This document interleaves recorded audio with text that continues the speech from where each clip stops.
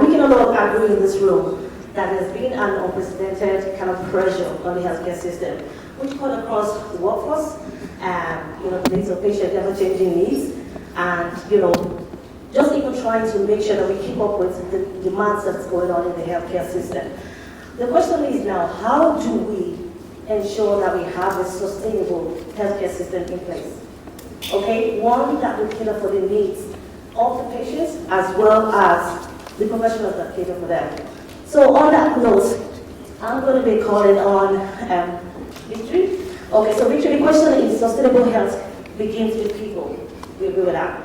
How can healthcare organizations create workplaces where diversity is genuinely, valued and everyone has equal opportunity, to thrive in it? Right. Thank you so much for having me.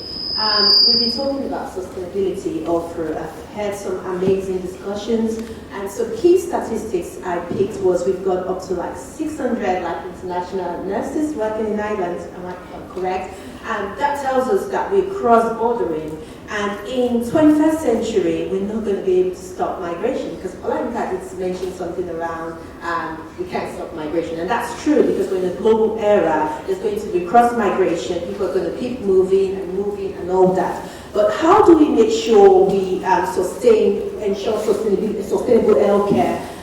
For me, it starts with people. We can't expect, compassion is a big one. If we want to make sure we are able to create a sustainable healthcare, we want to build compassion. But we can't build compassion if the people we look after, we don't extend compassion towards them.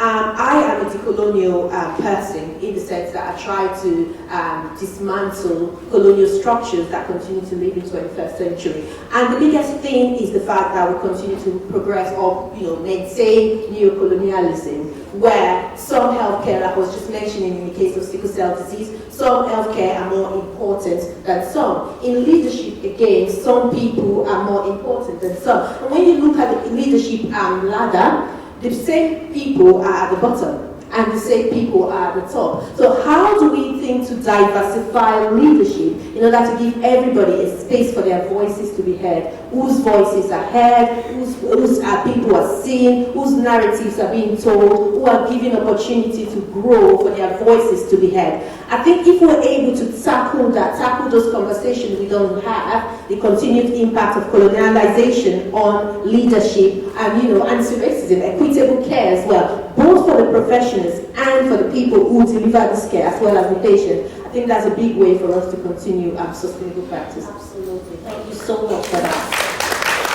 I'm going to go quickly to Shola Mobalaji.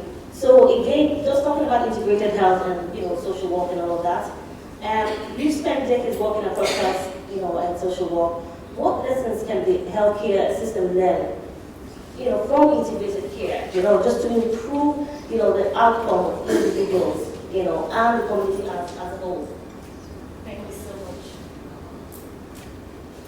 Thank you, Valerie. I suppose I've had, like you said, I've been in Ireland for over 25 years.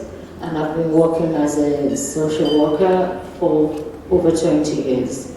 I suppose we have a change in Ireland, and we've talked a lot today about, what future are we looking at in healthcare. I suppose when you're looking at holistic care, when you're looking at a person, I see a person as a total person. So when you come in, somebody will not just wake up one day and say, "Oh, I'm going to the hospital," and it's only about the medical model of intervention. When a social worker look at that person or is meeting with that person, we're looking at, probably a child, you're looking at the school, you're looking at the home environment, you're looking at the community. So when you're talking about care, it's not just the medical model. The future we want to see is looking at the early intervention, looking at how the community is. So, for example, I mentioned a 4-year-old that has been hospitalized and is coming back again and again and again. So what's happening? What does that child mean? Is the child homeless? Is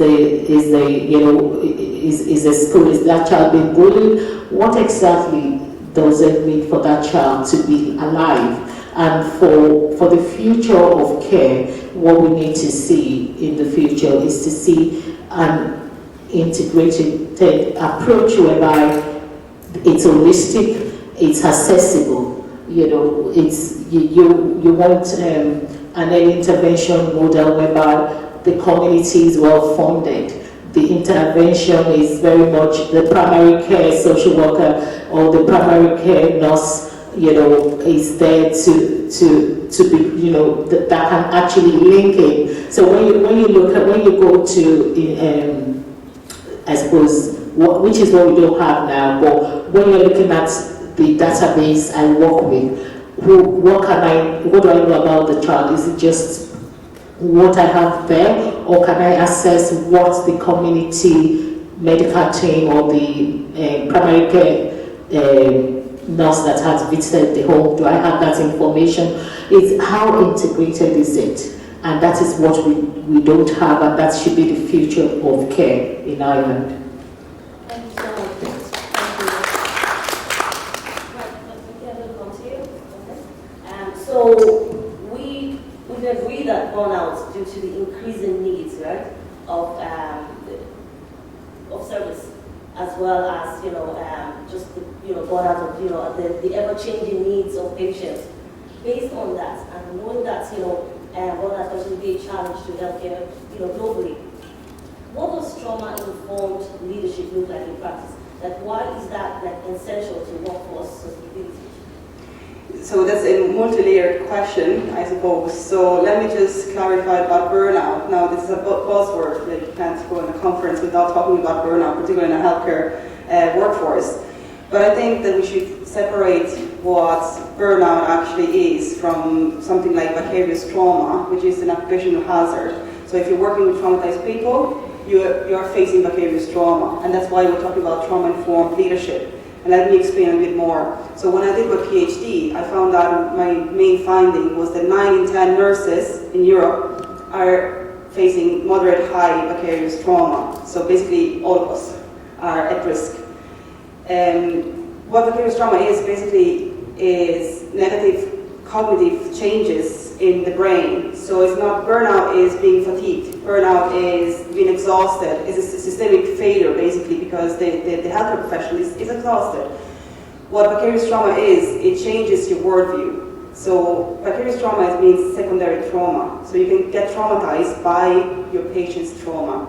And how does that happen? It goes through empathy. So if you're using empathy, you get vicarious traumatization. You could get vicarious traumatization. So the exact tool that makes us incredible at our work is also what makes us vulnerable.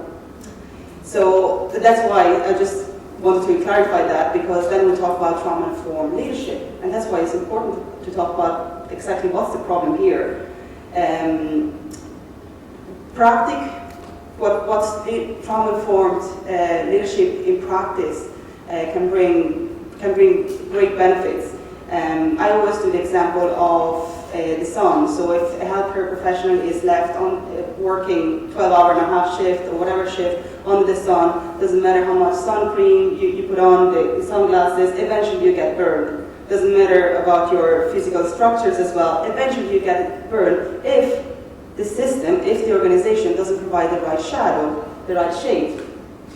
So that's the sustainability part that I'm talking about, is that, sorry, I don't have time, it's there's options of being under the sun. Either you walk away, you can't stay for too long under the sun, so you just walk away and you're losing healthcare professionals.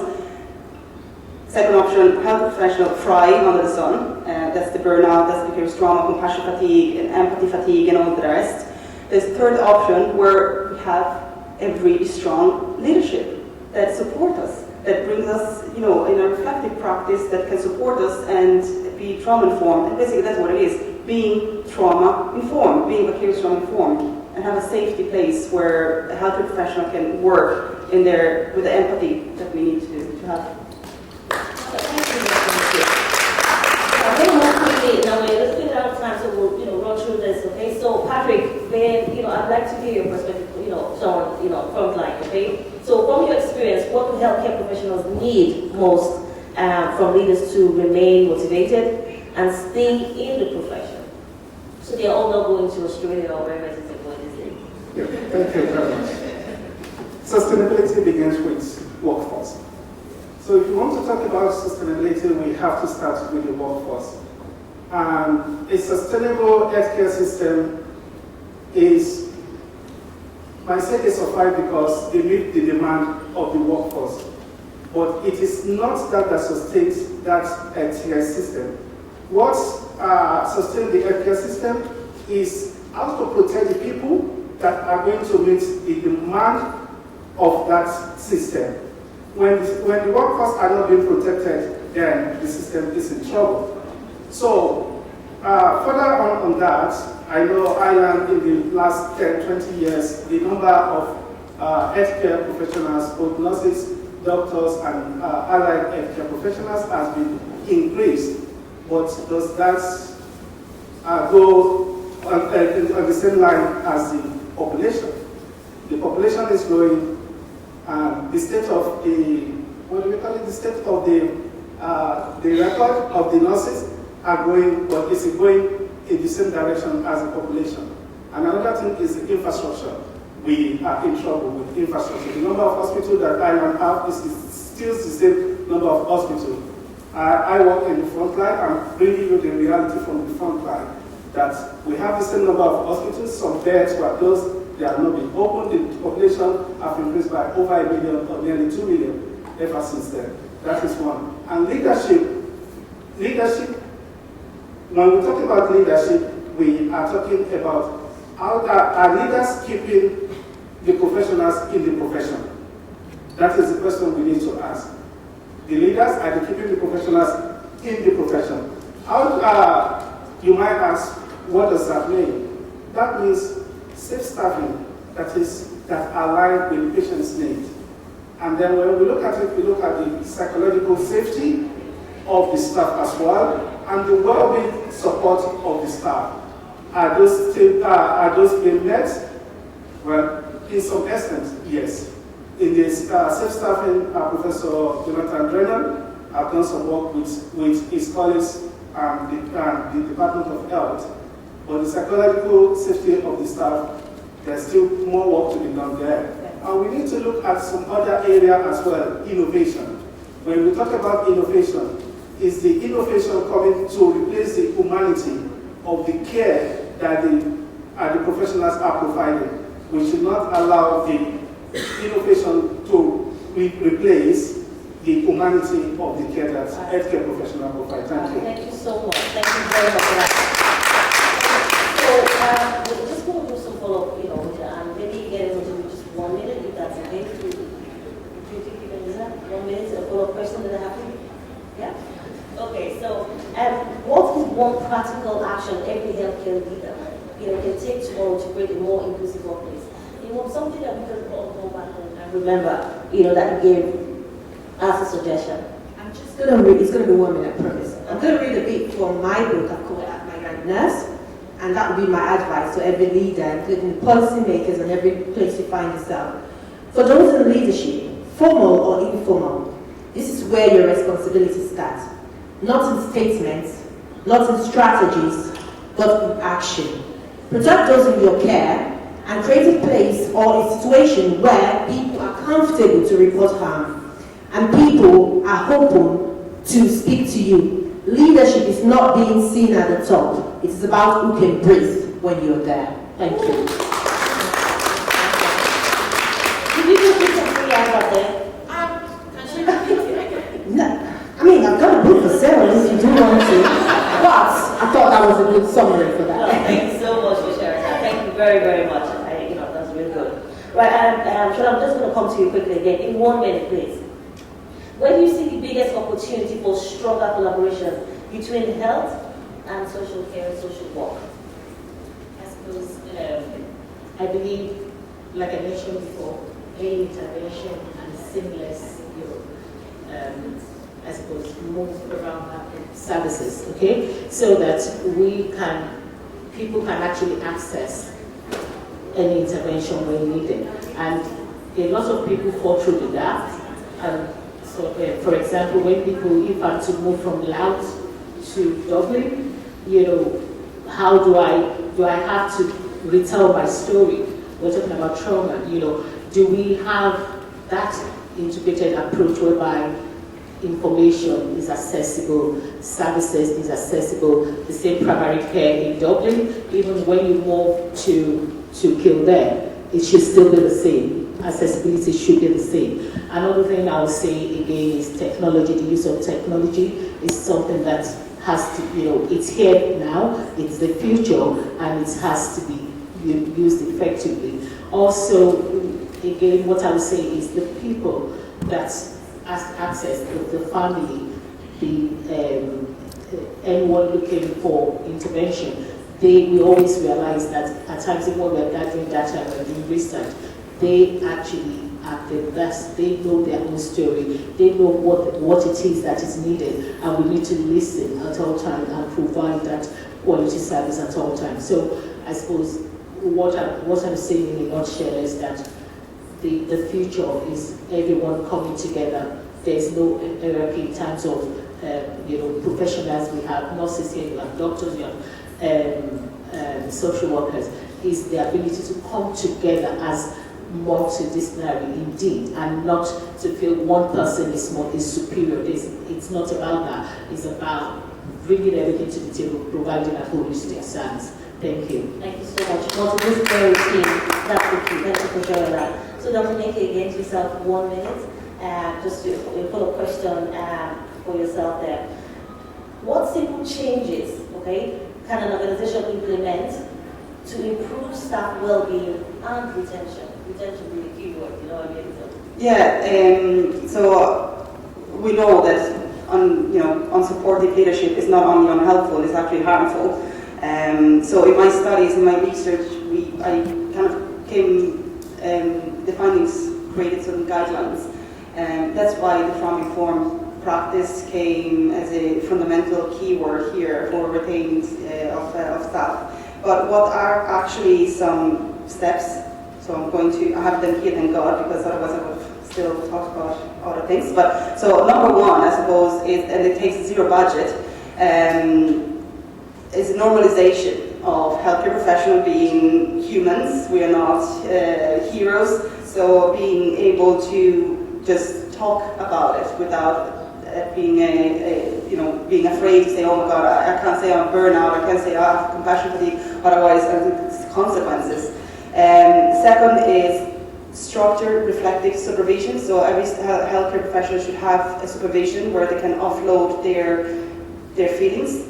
But third, and I think I'm going to kind of shadow Victory's words as well, is a distributed leadership. So it's not a hierarchical, strong leadership where there's somebody up there, heroic position, get the hell down from your pedestal and give the voices to all the healthcare staff at any point in the unit, any point in the organization, and have the meaningful decision making and autonomy to take decisions and feel safe to do so. And that's how you retain people. It's making them feel valued for the work they're doing in any single level. Thank you so much. Make them feel valued, seen, and heard. Thank you. Appreciate that. So I'm going to come to you, Patrick, for your follow-up question. If you could recommend one priority, for strengthening healthcare workforce over the next 5 years, what would it be? Is that a tricky question for you? Yeah, thank you. So that would be to make safe staffing, retention, and well-being measurable national infrastructure. So what do I mean by that? Like, we should have a system in place whereby we can measure the safe staffing, retention, and well-being of staff. That is, there should be a national published dashboard to report and record that, and there should be funding for mental health and psychological safety of staff as well to be provided to make sure that, because there's no point when, if people are giving much, like I always tell people there's moral injury in healthcare. A lot of healthcare professionals are suffering from moral injury. and which is not fair. They need support, we all need support, and we all need to be here. And the takeaway from this is caring for the carers. We are the carers, we need to be cared for by our leaders and by the government. Thank you. Thank you so much.